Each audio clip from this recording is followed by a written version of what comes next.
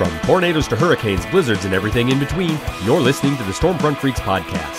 Stormfront Freaks are former television meteorologist Mark Massaro, atmospheric science graduate and Skywarn storm spotter Brady Harris, digital meteorologist and weather producer on the Weather Channel app Dina Knightley, former on-camera meteorologist at the Weather Channel Kim Cunningham, Emmy-winning storm chaser and photographer Chris Sanner, and I'm your announcer and Skywarn Network coordinator Mark Johnson. Now, here's the moderator of the Stormfront Freaks podcast, Skywarn storm spotter and chaser Phil Johnson. All right, hey everybody, welcome to the most entertaining weather podcast on your listening and viewing device. This is the Stormfront Freaks podcast. It's brought to you by Danner Boots. The Classic is available today. Every boot is handmade to hold up in unforgiving conditions and live up to our unyielding standards. The future is strong with Danner Boots and their Stronghold work boot. It's also brought to you by Severe Studios. Since 2006, they're the longest-running storm chase video streaming service in existence. Find out more at severestreaming.com. So, hey, if you're a first-time listener, thanks for checking us out. Hope you come back. We can't promise you anything. But be sure to go to stormfrontfreaks.com and check out the library of all of our previous shows and popular guests. There's bound to be at least 2 or 3 other guests that you're going to love to listen to and or watch. But this is episode 48, and it is during National Weather Podcast Month here in March. And we're talking with the president of Spotter Network, John Wetter, is here tonight. All right. We are also going to be discussing weather models and which ones work, which ones don't. And as always, stick around for the fun weather fools and some WX resources you will want in your arsenal. And I wanted to tell my friendly freaks this. You know, I was thinking about, you know, how we're a Weather Ready Nation ambassador, right? Yep. And so one of the podcast hosts, Mark Jelinek from What Is It About the Weather podcast, he actually did a survey, did a study on weather podcasts and are they benefiting the Weather Ready Nation ambassador mission and all that stuff, and it's very favorable. And I'll have to share that with you guys. Good. But you know, I was thinking, how often do we mention that we're a John Wetter? How often do we mention that we're a Weather Ready Nation ambassador? And I think, you know, we don't really mention it much. And I thought probably our best ambassadorness, whatever that word would be. Go on. Weather fool, right? Because weather fools is definitely what not to do. That's my favorite part of the show. In a weather situation. So that's definitely our contribution to the Weather Ready Nation ambassador program. So hey, let's find out a little bit more here what everyone's drinking tonight. It's always happy hour at Stormfront Freaks when we record, and it's the best way to introduce everybody to you is really to find out what everyone's drinking, because we do like to have a good time on the show. So I'm going to start with MJ, our Skywarn coordinator up in Minnesota. Hey, I am tonight. I'm drinking Maz's one-liner. If you remember back when we had the drinks made for us, and this is a Captain Coke with root beer. So, good stuff. Wait, how many ounces is that? Just a couple. Just a couple. A couple gone. Huge. A couple gone. Good. Oh, Well, okay. you put it right up to the camera. I'm drinking. Thanks to my wife Jill, she actually brought me down a cranberry vodka with a splash of Sprite. I don't know what you call it. You probably call it a cranberry vodka with a splash of Sprite. There you go. So that's what I'm drinking here in Cincinnati. I'm going to go to the other guy in Cincinnati, Maz, our former TV meteorologist. What do you got? So I just got home. I had a pizza, had some wine, had some chocolate, and then had chocolate milk. And I'm like, I better just route it up with beer then, because chocolate and beer go so well together. He's going to be bouncing through the whole thing. And I'm like, oh, I should have had that. Yeah, you're going to have to mute that mic probably a lot Hey, tonight. speaking of, look behind you, Phil. Your weather is wilting. Yes, it is. You're right. There you go. That's going to happen all night. So There it goes. that makes for good radio. All right, let's check with Dina, our weather producer in Atlanta. Dina, what are you drinking tonight? Pure whiskey. No, I'm just kidding. I'm still on that protein. Oh, shake you're on that crap stinking what? When still. the hell do you get off that thing? It's an 80-day thing, and I'm on day 47. It's So- 80 days? 80 days. Are you kidding me? I know. You know And it's workouts every single day. Like I get Sunday off. but How that's you it. feeling though? How you feeling? I feel good. It's just, man, I'm worn out. You know what? If I envision hell, that would be it right there. 80 days of horribleness. Check it out. You're glowing. Nice. All right. Hey, let's move on. We'll cover. We forgot Brady wasn't part of our previous conversation about not just jumping in and everybody jumping in at the same time and talking. So I'm going to go to him, and he looks like he's been out in the sun a little bit. Brady is our atmospheric science grad up in Columbus. What are you drinking tonight, Brady? You know, I'm drinking. I have a nice Pinot that my dad had poured. So it's sophisticated now. White. Yeah, you know, I'm on a little diet of my own, a little antioxidant diet. So, yep. And if you hear me, where were you that you were so red? Breckenridge, Colorado. We went skiing. Ah, nice. There you go. Yeah. All right, and you're bumping your mic a lot, Mr. Brady. So I'm going to tell you to readjust your mic or do something. It's the cat because we're getting a lot of bumping. All right, and then we're going to go to Chris, our Emmy-winning storm chaser in Oklahoma City. Chris, what are you drinking, sir? Well, you know, tonight I decided to really switch things up, guys. Are you ready? Yeah. Are you ready? Oh boy! All right. It's a gigantic bottle of water, and it's an herbal tea. I'm kidding. That was a horrible tease. I'm doing the same thing I always do. Sorry, Phil. Yeah. I'm unimpressive and boring. What's that? Over what and under something? Yeah, over promising, under delivering. There you go. I'm sorry. You said it. You said it. Not me. I did surprise you by being on the show, so I had to disappoint That's you true. in some way tonight. That is true. All right, and then I am going to finish with our guest. I know John Wetter's been back in the green room, and I believe he's drinking something with us tonight. John. Yeah, I did. Thanks. So I've got my glass here for tonight's Ominous from Bad Weather Brewing Company in St. Paul. Nice. So, Really awesome. That even looks good. Hold that up again. That looks yeah, good. this is fantastic. Fitting. Yeah. Double. It's an Imperial Brown Ale. Yeah. We call it the All right. Minnesota Warmer. That's good stuff. Let's do this before he ggets too drunk. We better introduce him and start interviewing him. So, Dean, I'll turn it over to you. All right. Tonight we welcome John Wetter. John is the Technology Services Manager for Hopkins School District in the greater Minneapolis-St. Paul area and the current president of the Spotter Network. The Spotter Network brings storm spotters, storm chasers, coordinators, and public servants together in a seamless network of information. It provides accurate position data of spotters and chasers for coordination reporting and provides ground truth to public servants engaged in the protection of life and property. So, John, that's a lot. I was looking at your bio, and you had, I think, a degree in meteorology and political science, which is perfect for you. But how did you get involved with the Spotter Network, let alone become president? Yeah, I guess that's my background. I've done just a little bit of everything in there. I went to school for meteorology degree with minors in mathematics and political science because those always go together. So that is definitely a different, Yeah. political science and meteorology. Yeah, no, the original plan was actually to go into climate policy. So that was the kind of the original thing there, but certainly still do a lot of meteorology. I present on it, that I've, done presentations and papers on it, and still do a lot with it.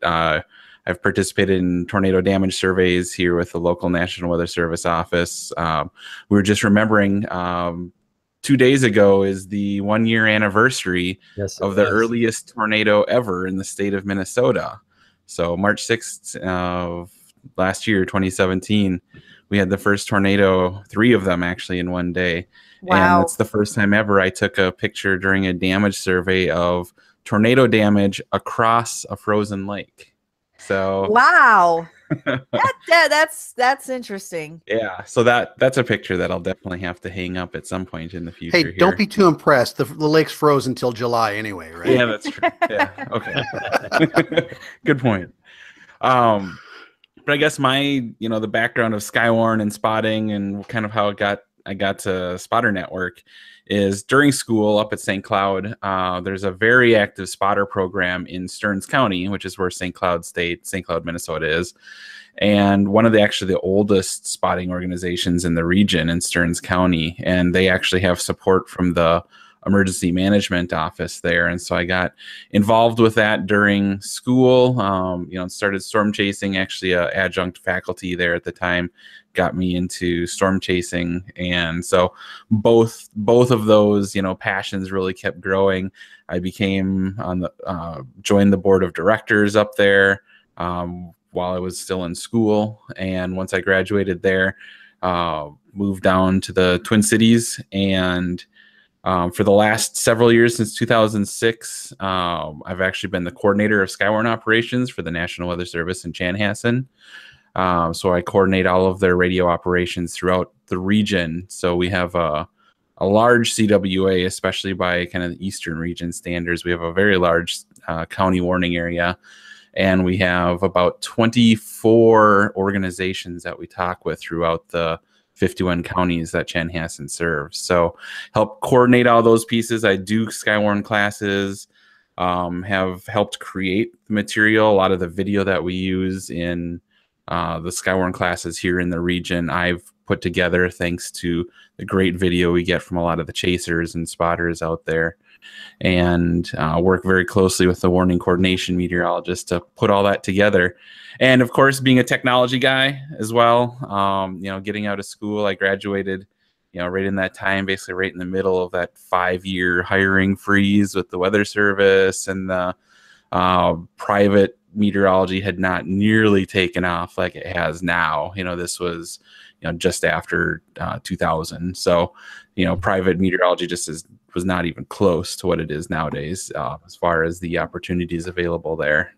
And so I got going into technology. That's where the day job is, and work very closely with technology.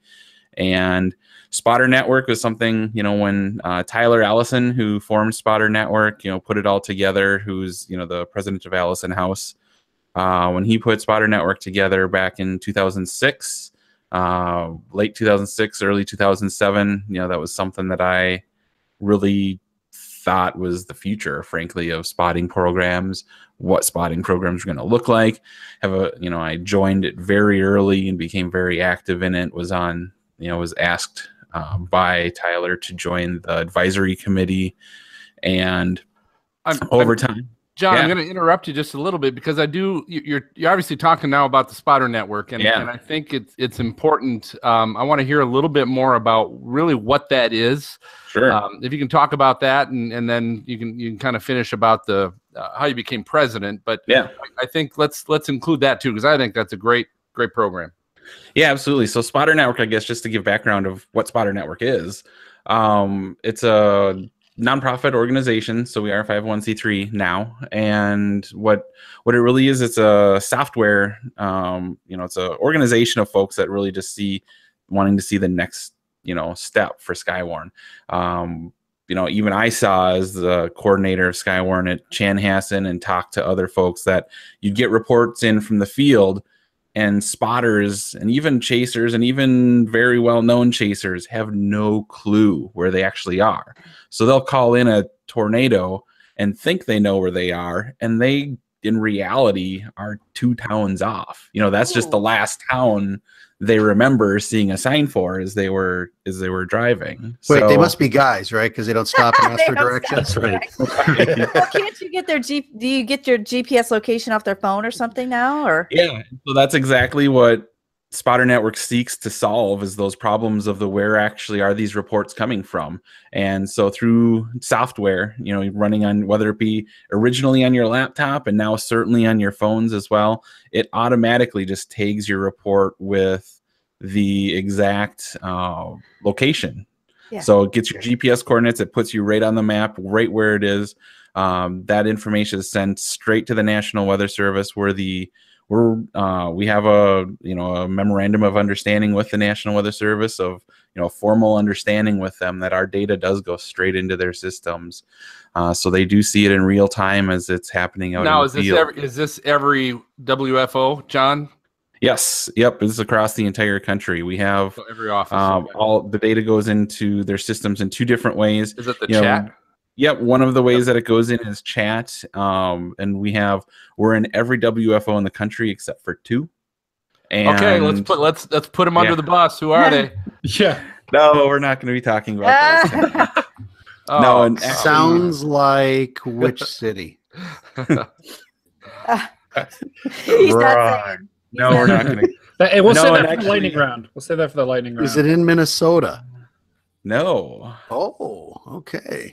So we do work really closely, and frankly, a very good friend of mine is the warning coordination meteorologist at one of the offices that have not taken the reports in the past. And there's been some very specific reasons, local reasons why they didn't take those reports in the So who's past. your friend? And we're working on that. So Friends on Facebook? Friends on Just keep Facebook, right? smiling. and really, I think that's one of the things that Spotter Network continues to have is a fantastic relationship with the National Weather Service and with the offices around the country. I talk with quite a few of the warning coordination meteorologists, which is folks don't know kind of the structure of the Weather Service. Every single office has kind of the three main manager positions: the meteorologist in charge, the science and operations officer, who's really the person in charge of taking research to operations and kind of being that training manager. And then there's the warning coordination meteorologist, who's the person in charge of really making sure that the Weather Service is involved, with emergency management. They do a lot of the spotter talks, making sure that the message and that information of the Weather Service is getting out to all their partners. If I'm brand new, walk me through, how do I get signed up? What do I have to go through to get and be a part of the Spotter Network? Yeah, to be a part of Spotter Network, all you got to do is go to spotternetwork.org, sign up, get an account, sends you a password. You go online and fill out all your information. There's a couple different things. Your public profile, because people want to be seen publicly as well. But there's also the National Weather Service profile, which only the Weather Service can see. And you go through our online training course. So you do have to go through some training. That was a piece that the Weather Service really wanted us to make sure we had in place. Well, I think that's a good idea. Absolutely. Yeah. How long does it take to get through that? It depends on your background. If you are, have no background whatsoever in storms or haven't seen them, it could take you several hours to get through. But otherwise, if you've been to a local spotter course, if you've, already been out seeing storms, you're going to be able to get through it pretty darn quick. So say you sign up and you become a official spotter. Can you find people in your local area to go with you? Kind of like how chasers go together? That's probably kind of difficult, just because it's, you can see people on the map as far as where they are, but as far as contacting other people, unless they've made their information public, you don't really have that contact information or the contact ability. Of course, when you're out chasing, it's one of those things that can be down in, the panhandle of Nebraska and run into somebody who lives 5 miles away from me here in Minnesota. So, on a gravel road somewhere. This may not be an easy question, but how big is the Spotter Network? How many people are involved in this? Yeah, depending on which metric you use, we have, I would rate around 40,000 active members. We've got, as far as actual accounts, I think we're somewhere in the mid 50,000s. But as far as you look at the actual active accounts, people that have done something with it, we're somewhere in that 40,000 people ballpark. Wow. Okay. So with that kind of base, what would you say is your biggest challenge that you face? Within your spotter network, is it communication, or what's your biggest challenge? Like every organization, especially volunteer organizations, I think communication is one of the challenges. Just helping make sure everybody understands what's going on and kind of where we're at, where we're going, and the challenge for us is just frankly the time around it. Everyone with Spotter Network is a volunteer. I was actually out at ChaserCon here a couple weeks ago in Denver, and somebody asked me how much I make from Spotter Network. Well, none. Huge. Yeah, it's actually really a big time involvement. But let's see, so that's really the big thing about that. The challenge, of course, is just making sure that reports are continually quality assurance on it all the way through.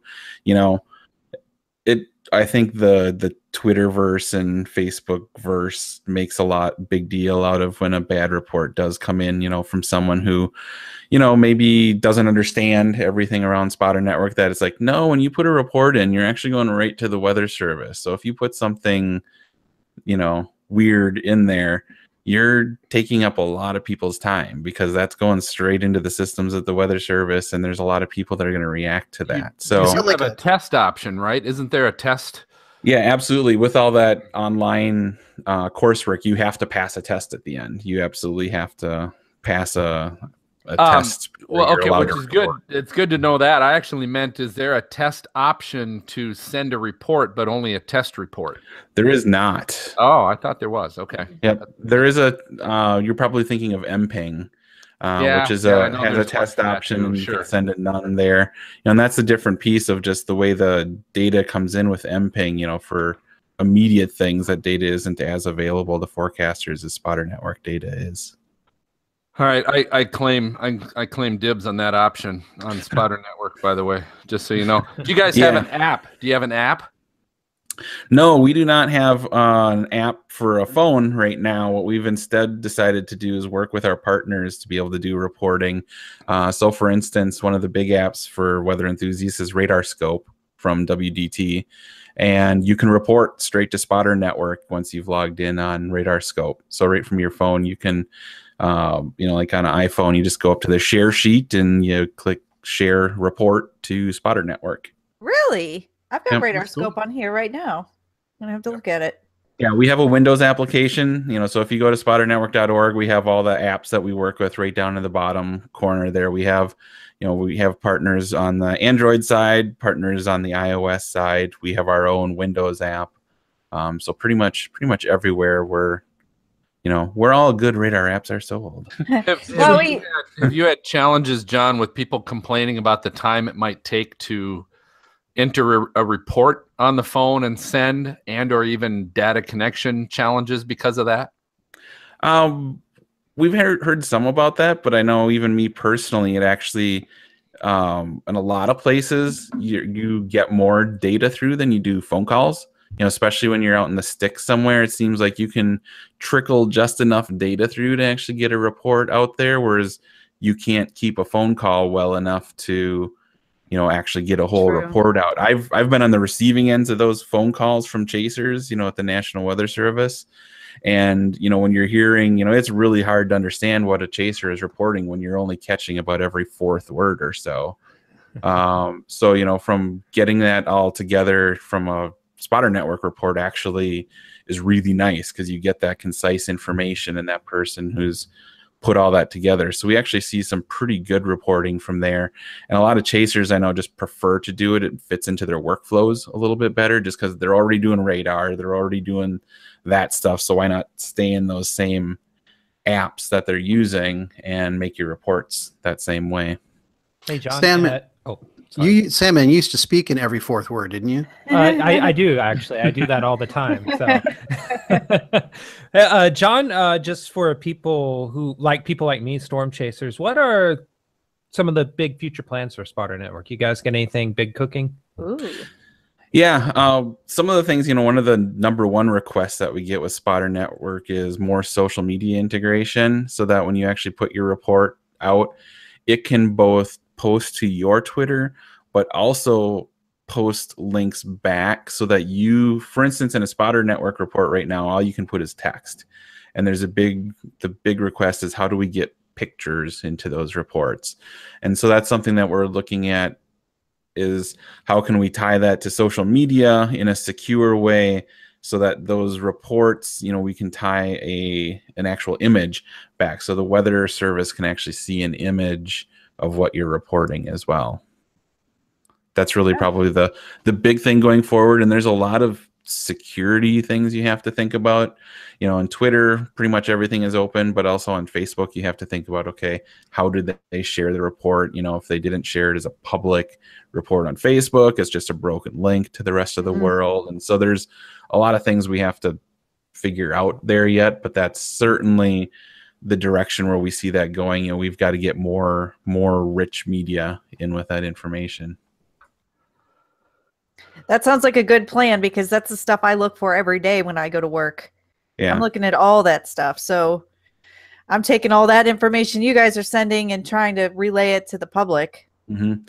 Yeah. And the other piece on that, the second piece we really look at, and we talk about this as the advisory committee, is continuing to make more of a robust quality control on the reports. We actually want to get feedback back to the spotters. Right now there's a page on our site where you can go and look and just see all the recent reports and what your reports were graded, because as reports come in, the advisory board actually can go in and grade the reports. We basically just do those on are those confidential? Are those confidential?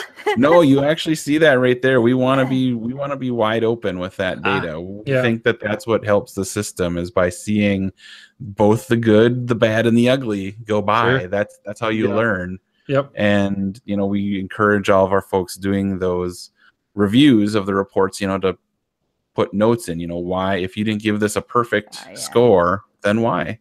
Yeah. And that's how we all grow. You've spent some time working in a school, haven't you? Just a little bit. All right, John, I want to finish with this. Tell us a little bit about where these spotter and chaser tributes started. How did that start? Where the spotters and chasers line up or put in coordinates to spell out the initials to give respect to past chasers and spotters. Yeah, that's we reserve that quite a bit as far as who we want to do that for. I think the most famous or perhaps infamous tribute we did was for Tim and Paul Samaras and Carl Young, when the three of them passed away following the El Reno tornado. And from there, we've done just a few since then. And if you're not familiar with the tributes, basically what it is people go through on Spotter Network and you actually manually place your beacon. People don't drive out, to the middle of Kansas to be, the middle dot in the T or something. So people manually place their beacons out there, and we help to try to facilitate that. And we think it's a way to pay respect for people, more or less, marking your initials on the in the heart of Tornado Alley. It's one way that we can pay tribute to folks who are notable or important to the hobby. Yeah, so I think that's great. And so it obviously started with the Samaras family. Yes, Carl Young. That's where it started. Yeah. Yep. Okay. And so so what happens is if you look on the map of the U.S. and it shows you where all the spotters happen to be, the little red dots will form the initials of the people that they're paying tribute to. And I thought that was a pretty cool idea. So tell us, John, how can our listeners find you on social media and find you and Spotter Network? Yeah, Spotter Network. It's easy to get to, just spotternetwork.org.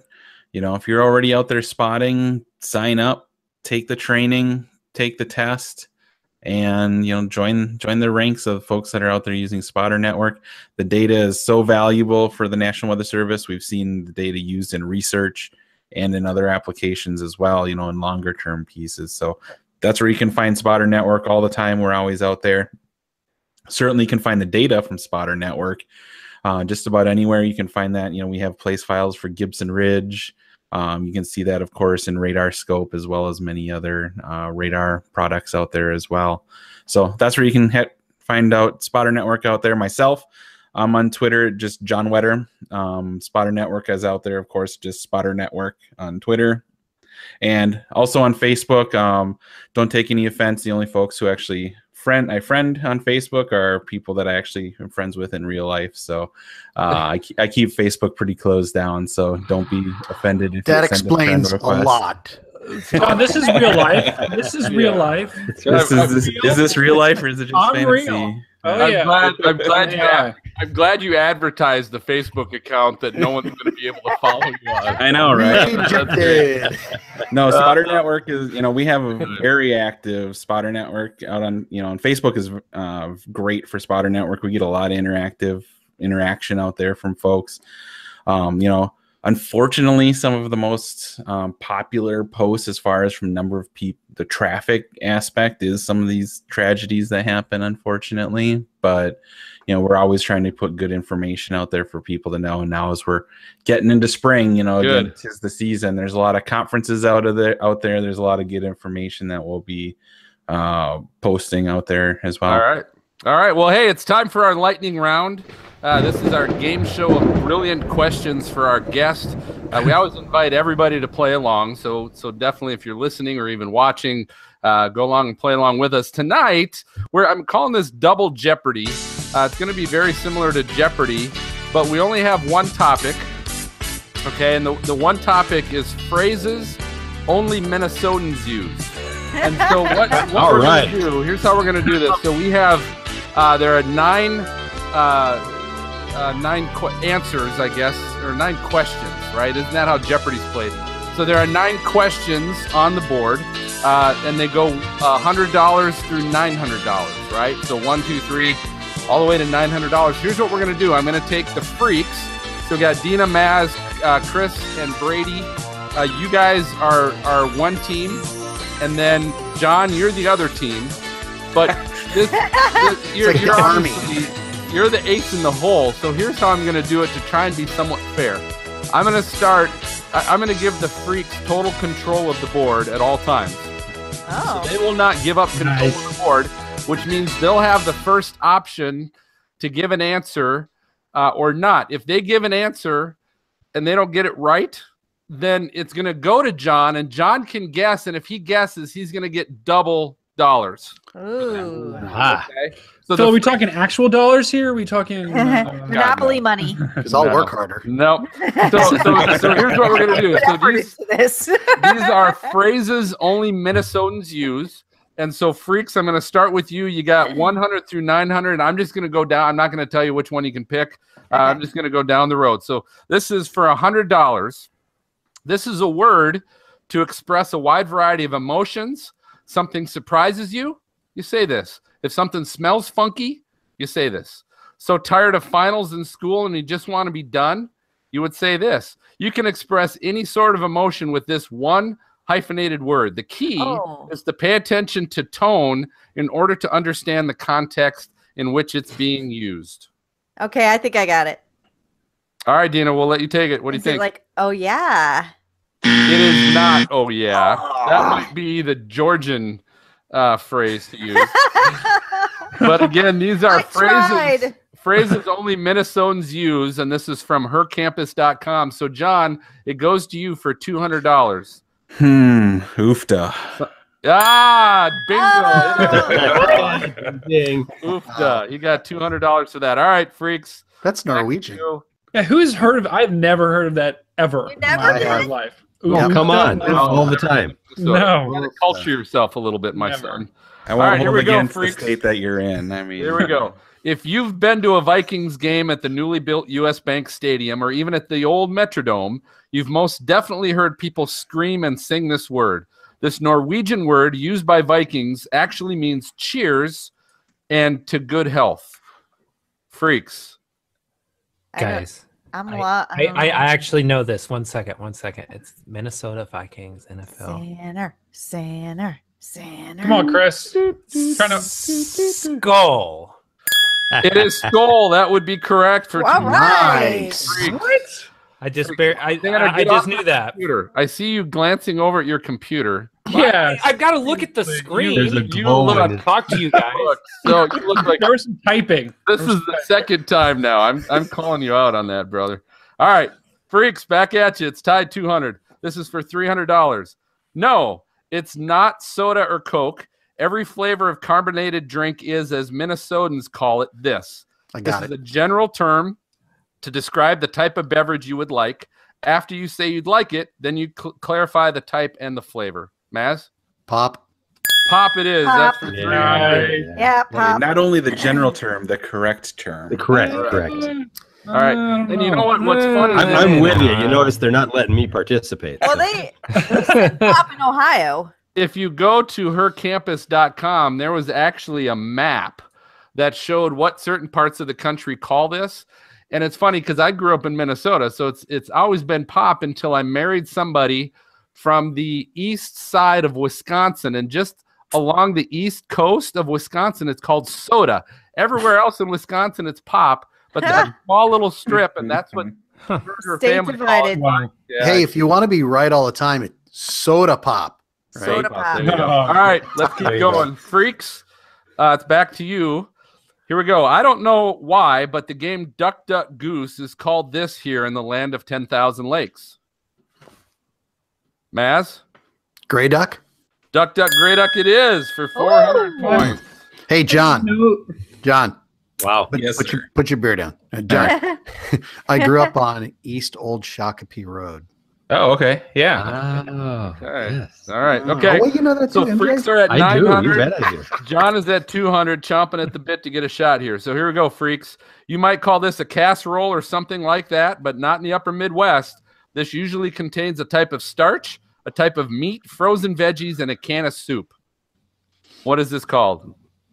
Freaks? Oh, Yes. Mass Yes. knows. I think Goulash. It is not goulash. Oh, So John, no. we're going to on, you man. for 1,000 points, John. 1,000 points, John. What is it?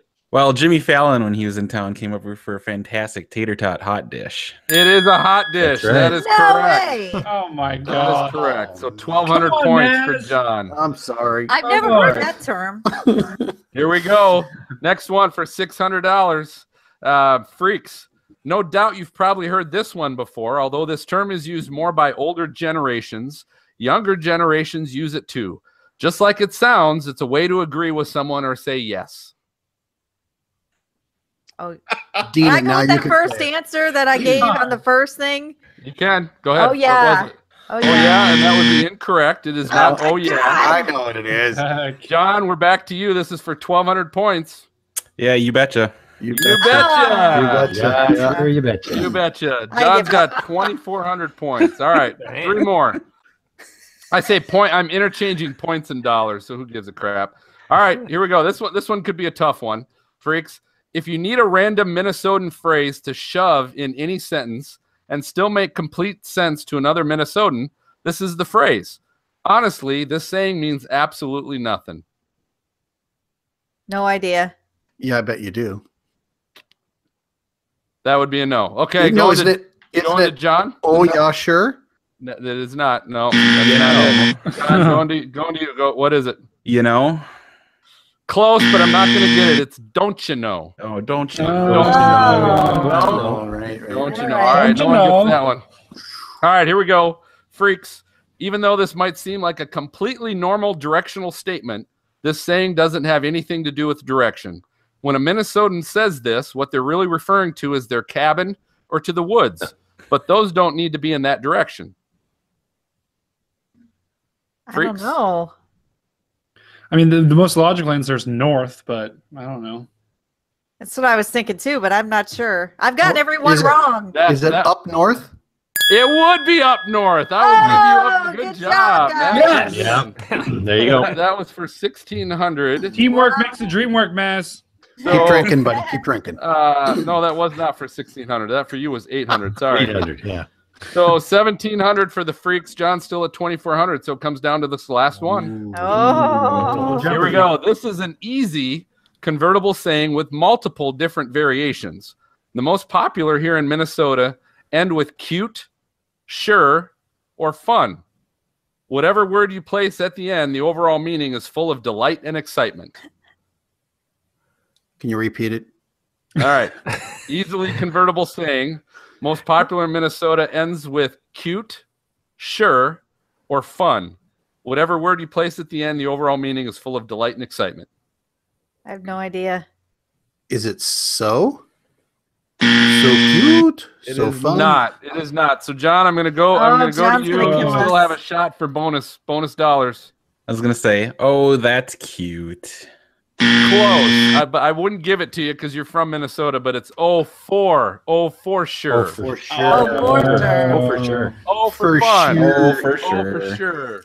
All right. Well, good. John won. John 2,400. Freaks, you got 1,700. Wow. John is our winner. That was harder than I thought. Y'all made a run. That was ridiculous. That was actually pretty good. So, John, thanks for playing with us, man. Good job. That was awesome. All right. Hey, the 2018 storm season is upon us, and this is the year you want to stream your chases, or maybe you want to move to a more reliable and trusted video broker. SevereStreaming.com from Severe Studios is the place you need to be. With over 1,000 chasers now on their platform, they were the first to offer pro streaming accounts. All you need is a laptop, HD camera, and a cell data plan, and you are good to go. Severe Studios will do the rest to get your video sold, and you can make top dollar. To find out more or to start the process, visit SevereStreaming.com right now. Okay, we're going to take a short break. Our podcast listeners get to hear the latest edition of the Titan U Minute with Chris Sanner. So go ahead and stay right here. We'll be back to discuss if the National Weather Service storms. That's not what we're here to discuss. That was last week. Last time. Yeah, we're going to be back. That. Take two. Weather models. Yeah, weather models. And which ones we like, which ones we don't like, and which ones we should probably throw out. Like this. Okay, hey, welcome back, everybody. We're going to talk a little bit about weather models. Now, we purposefully tried to avoid getting too sciencey on this show, and we also avoid forecasting. Just a couple things that we've always tried to dodge where possible. But I do think this is an interesting topic that we can share amongst everyone. And so I guess let me bring this up first as we talk about weather models, and maybe someone, and maybe Dean, I'll put you on the spot a little bit. Maybe you can first explain to our audience what exactly, because I'm not going to go to Maz on what a weather model is. Okay. I'm going to start Dina with you first. Okay. Well, weather models, they help us forecast the weather, but they all start with observations that we get from like the weather balloons we sent up, and they're really long math equations that they force us to learn in college and derive, and it's awful. But all that math goes into it. You take all the observations, you put it in this model, and it spits out a forecast. And they're all a little different. They all have different lengths that they can forecast out and the higher resolutions. So like some models are nice because if it's a short term, like you just want to know the next 24 hours, you can look at one that's more high resolution, or if you want to look out 10 days. So there's different models, different resolutions, and it's all really very complicated math. When you say resolutions, what do you mean per se? Like, I'm trying not to get too complicated, but like there's some weather models that say you know how like when you watch the Weather Channel or you watch the news and they have Futurecast and it's like a future radar. Well, the higher resolutions really get specific on like the colors and the cells, and it really looks high resolution. Okay. Where some of them are kind of like almost colored polygons. You know, those are lower resolution, but they go out farther. Yep. So like you can go out 200 some hours if you want on some resolutions, but it's not going to be really high res. So it gets more specific is what you're trying to say. Right. Yeah. So, but that's, so there's all kinds of models out there. It just kind of depends on what you are trying to accomplish. Are you trying to accomplish a severe outbreak that's going to be tomorrow, or are you trying to look at a hurricane that may make landfall in 10 days? It's a big difference. So what are the limitations of some of those that would make you go, hey, I think I'm going to use this model for this situation, but this situation might dictate something else? What are the limitations? Is it how far out in advance that they're looking? Is it the resolution you're talking about? It's all the above, and you got to kind of look at, sometimes you'll look at, say, two different models that are forecasting the same thing, and they may come up with something totally different. So you're like, all right, well, how has it been behaving?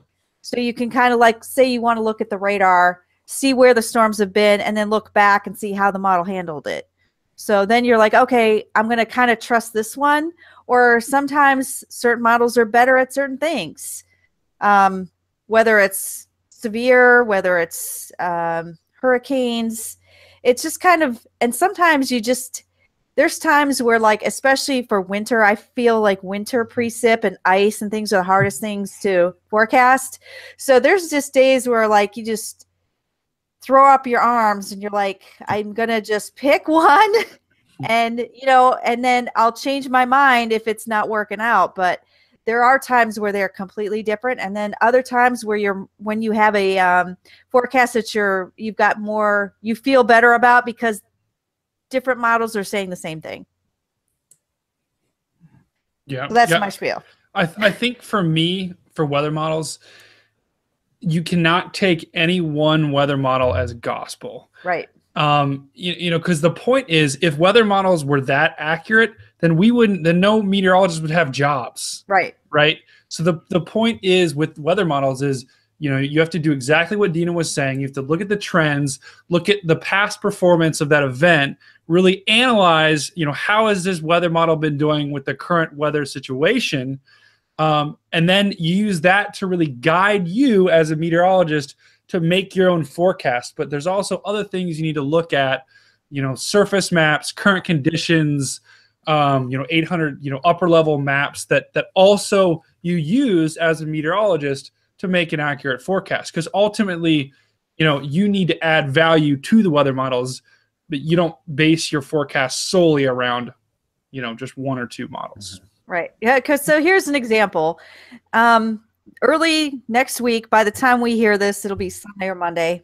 We're watching a possible event going on in the Northeast for snow. Now, they already got hit by 2 big nor'easters. One caused huge coastal flooding. The other one just dropped a ton of snow. And the models, too, for this recent one that just ended, like Boston was right on the rain snow line. So we went back and forth. The models went back and forth. 1 minute, Boston's going 1 to 3 inches. The next, they're going 8 to 12. And it's so difficult to forecast these. And then when you look at this next one, which everybody's on edge because they've already gotten hammered, we're looking at the models and really, like, at one point we showed both of them just to say this is why we don't know for sure. One has a low going out to sea. The other one has it coming up and bringing more snow to the Northeast. And then the next day you look at it again, and now they're kind of trending back more like each other, bringing more snow. I mean, it's difficult. When people often ask me, what model to look at, I always often reply, say, well, if one model is right all the time, there would only be one weather model. Right.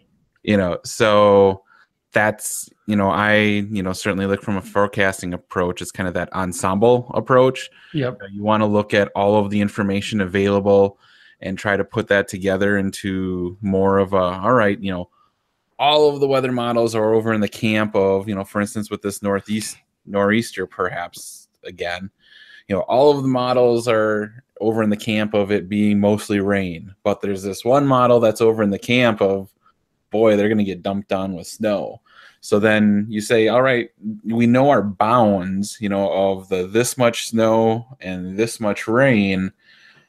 And most of the models are over closer to here. That gives you a little bit higher confidence that seems like the more likely solution. But you also know the 2 extremes that you can end up with. And that, in forecasting in general, that's where I think most of the work is happening right now, is even within the modeling community, is these ensemble approaches. For instance, people know the GFS model. That's the one that goes out a week and a half. And the GFS is that's the one operational run that you see, every 6 hours of the GFS. What's not as available is the GEFS, the Global Ensemble Forecast System, where you have many members of the ensemble that have just little things changed within them, little perturbations that they change to try to give you an idea of what direction in general the forecast is going. And that certainly is where a lot of the work is headed towards now. And it's harder to get those graphics, and I certainly wouldn't advocate for folks to really jump on board with those unless you really know the data that you're viewing.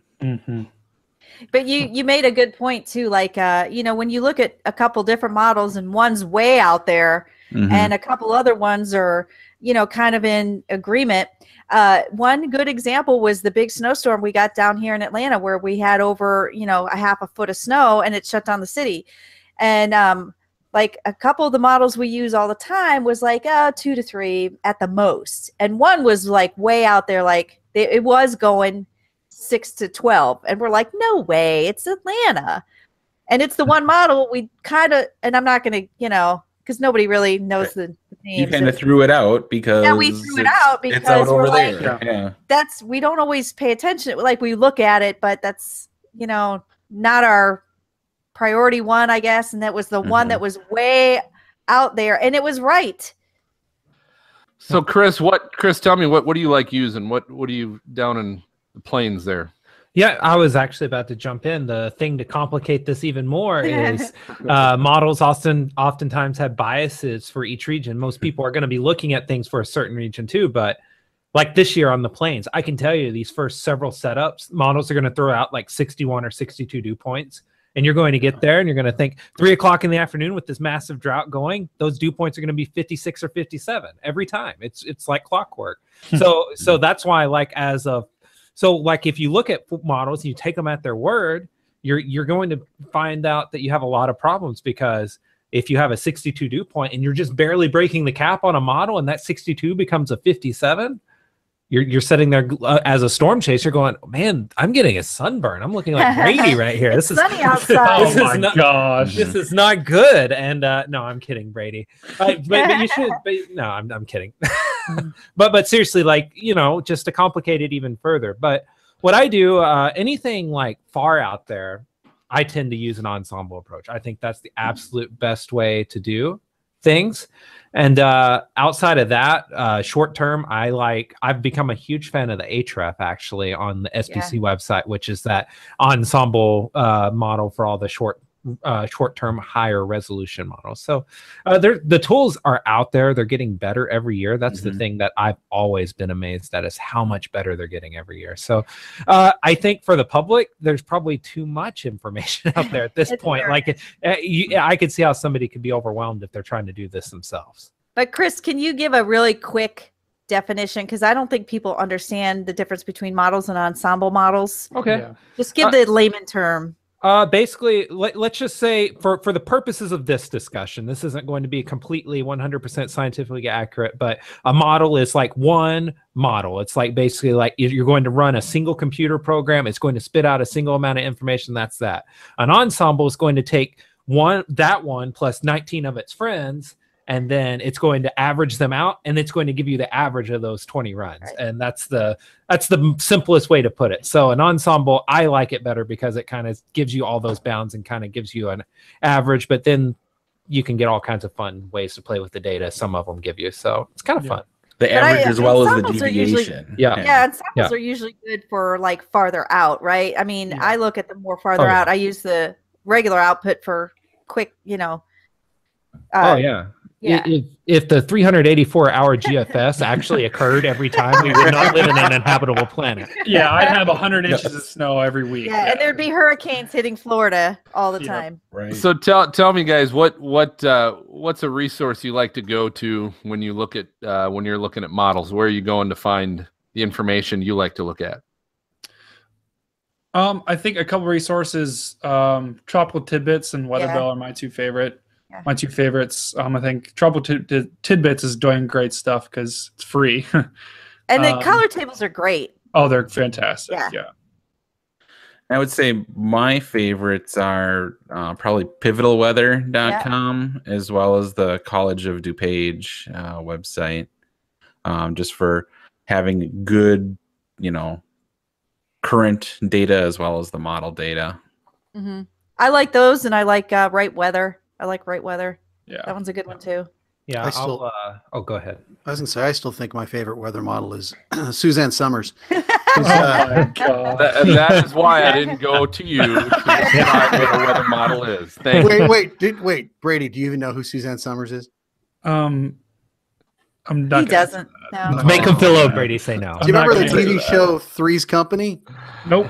Never heard No. that. Doesn't. Nope. Jeez. Wow. So do we have the prices right? Losing horn to insert here? Post production. All right. You know, Okay, she was a guys. weathercaster down in Miami. Sandra, what about you? What are your resources you go to? I will plus one everyone who said the Call It You Do page. I will also say if you are a frequent user, you should totally donate to those guys Absolutely. because they run. I do. They every run year. same here.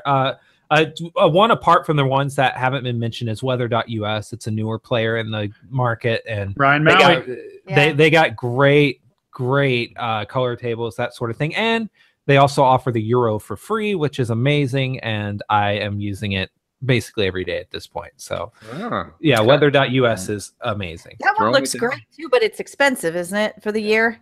You can actually they have a free interface you can use for all the commonly ones, and they have the premium stuff that's really awesome too. Yeah, the They have a premium model- looks fabulous. Yeah. They have a Another model nice- comparator, right, Chris? Where you can compare two side by side. Yeah, I mean they're doing some cool work. My only beef with it would be that the Zoom stuff is a little wonky still, but they're going to get that figured out. I mean, if that's the only complaint, they're doing a great job. Good.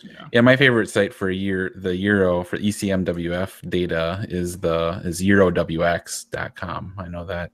Okay. That's really my go-to. Good. We've got a lot more winter stuff there too. Oh, good. All right. Well, hey, we want all of our listeners, viewers, let us know what you think on the subject. You can always email us at questions@stormfrontfreaks.com, or you can find us on Twitter or Facebook and tag us your thoughts so that we can share that on the next show. We're going to take our final break. The rest of you can refill your drinks. And when we come back, it's time to share our WX resources and add some more to our list of weather fools. All right, so that about does it for this episode of Stormfront Freaks podcast. Thanks for listening and watching, if you happen to be watching our raw recording. But hey, before I tell you who our next guest is going to be, if you enjoy our show, please do us a favor. Leave us a great review on your podcast app. And don't forget to subscribe to the show by hitting the subscribe button on your podcast app. It works just like a magazine or newspaper subscription. It assures the latest show gets delivered right to your inbox and that you can listen the moment that it's released. Hey, special thanks to our guest, John Wetter and Spotter Network. John, you have any closing thoughts for us, sir? Yeah, thanks, Phil. First, just wanted to mention, Spotter Network, certainly I'm the president of the organization, but there's a lot of people behind the scenes that make it work. So I want to make sure I send a shout out to the advisory panel, all the folks who are keep it running, as well as Ryan Hickman with Allison House. And Allison House does a lot of help work for us to make sure Spotter Network actually works on severe storm days. So thanks to all of those folks. And I also want to send one last plug. I have a conference actually coming up. I run a conference, the Minnesota Severe Storms Conference, coming up here in April, which registration just opened today. So if people live in the area and are interested in come hear a lot about severe storms, we're coming up here on April 7th. Go to MNSCC, so Minnesota Severe Storms Conference.org, and sign up. Where's it going to be held? It's actually held in downtown Minneapolis, the University of St. Thomas. Awesome. Very cool. Yeah. All right. Well, good having you on, John. Thanks for joining us tonight. Yeah, thanks for having me. Our next episode is in 2 weeks, and it continues National Weather Podcast Month. We'll be recording on March 22nd with the co-hosts of the Weather Hype podcast, Castle Williams and Min Fan, and we'll be talking about severe weather communication with the two of them. So that ought to be really interesting as we get into more of the social science of severe communication and how you inform the public of that kind of stuff. If you'd like to watch the recording live, it'll be at 9 p.m. Eastern, 8 Central. Check out our YouTube channel. Just go ahead and search Stormfront Freaks at YouTube, and you will go ahead and find our channel. All right, so go. Hey, yeah. Is Suzanne Summers going to ever be on? You know what? I sent her. She's probably got like 800 what do you call it? Gatekeepers. Yeah, because I found there was one method, maybe through her website, that you could contact them. And a long time ago, I sent something and didn't hear back. And yeah, so if you've got an avenue, go for it, brother. Right. I exhausted. He's gonna cry. We gotta get her on. I know the one resource I had. All right, so for Maz and MJ and Chris and Dina and Brady, and for John, I'm gonna go ahead and signal the all clear. We'll catch you next time, everybody. Thanks. Goodbye. Peace. Goodbye. Thank you for listening to the Stormfront Freaks podcast. To subscribe and be notified when new episodes of our bi-weekly show are available, you can go to Apple Podcasts on iTunes, Google Play, or your favorite podcast app and search for Stormfront Freaks. If you would like to contact us with questions or make comments about the show, shoot us an email to questions@stormfrontfreaks.com or follow us on Twitter @StormfrontFreak. We'd love to hear from you. For show notes, additional information about this episode, as well as past and upcoming shows, videos, photos, and more, visit our website at stormfrontfreaks.com. While you're there, check out the interactive radar provided by our friends at zoomradar.com. And don't forget to follow us on Facebook at facebook.com/stormfrontfreaks. Join us next time and tell a friend about the Stormfront Freaks podcast.